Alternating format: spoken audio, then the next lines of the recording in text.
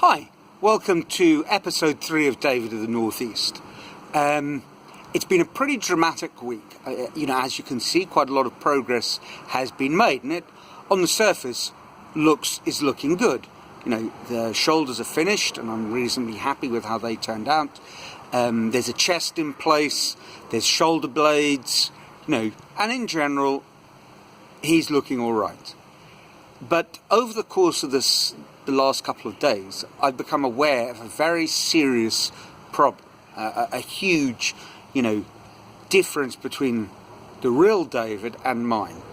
It's a bit like those children's books magazines that you'd pick up at the service station when we were kids going on holiday, and you have to spot the difference. Or comic strips in a newspaper, there are 7 things different between 2 ostensibly identical pictures. Well, I'm not claiming this is ostensibly identical to the statue of David, but it was looking pretty good. But as I always say, learning to draw is learning to see, and as it unfolded over the last couple of days, I started seeing where things had gone horribly wrong, and it's over here.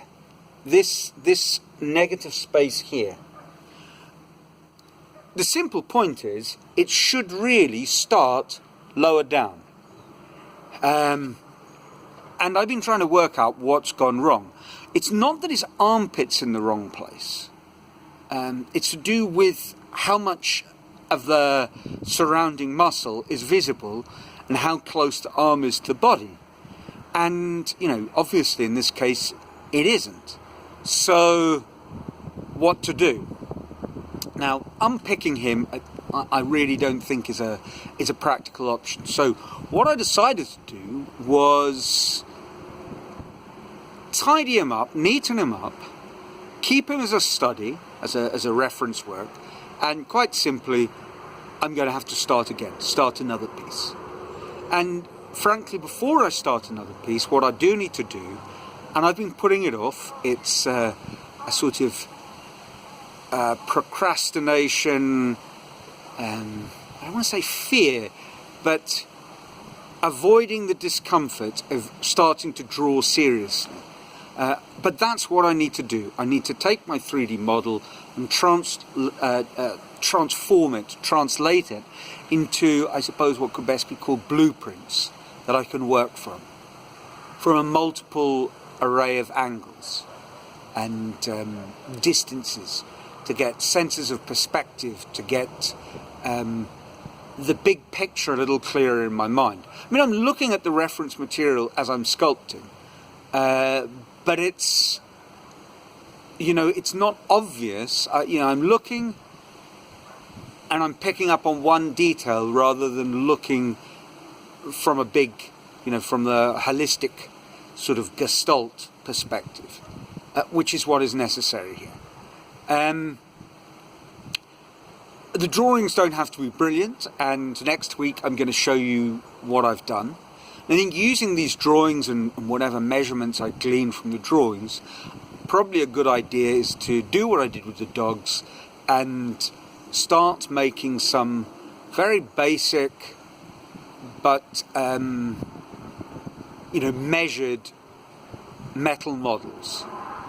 They don't have to be too close in terms of the fine details, but they need to have the basic masses in place. And the advantage working with welded metal is if I'm not happy with something, I can just break it off, burn it off, bend it, whatever, weld over it. There's a lot more flexibility in terms of correcting errors than there is with the wire pieces once you've produced a lot of intricate wire work, which will require unpicking or cutting or what have you. So that's where we are this week.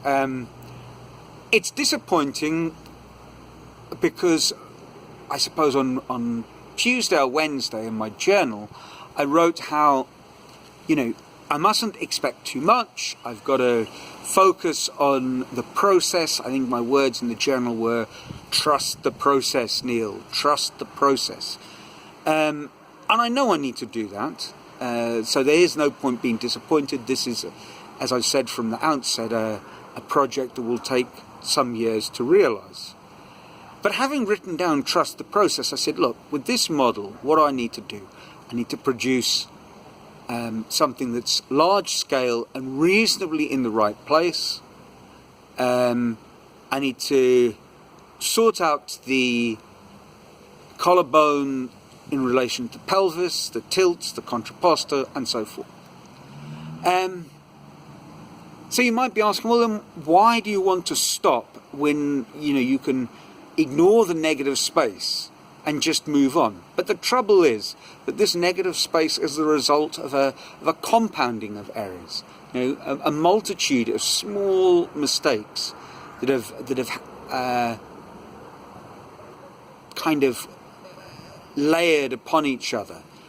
Taking a measurement from slightly the wrong place until eventually you're miles away from where you want to be. I was reading this week a guy telling a story about a tragic Air New Zealand crash that was flying to Antarctica, and they were a degree or 2 degrees off course because of one reason or another, some technical error. And they thought they were flying on over snow when in fact they were sort of heading straight into or towards Mount Erebus. And by the time they realised what had happened, it was too late, and that was that. Very tragic. This isn't quite as tragic. It's a month of work, but it's a month of learning, and that's the only way to look at it. It does pose, I suppose, a deeper question, which we all face from time to time in whatever we're doing. When should you just plough on, and when should you stop and start again? And when I was a kid, I guess I stopped and started again with far too much rapidity. With a lot of the art that I've been doing now, I've kidded myself that it's okay, because it's comfortable and the end result is fine. This piece isn't a waste, and my long-term belief is that when I have an exhibition, these early sketches, so to speak, will be eminently saleable. So I'll recoup something for the time invested, but the real reward I'm going to reap is I've learned something, and if this is what it takes to force me to do what deep down I've been avoiding doing, then all the better. So next week I hope to show you, if nothing else, some drawings, and lots of them. And this is where this vlog is going to come in handy, because now that I've said I'm going to show you these drawings, damn it, I'm going to have to show you these drawings whether I like it or not. There's no getting away from it, no running and hiding. So until next week, ciao.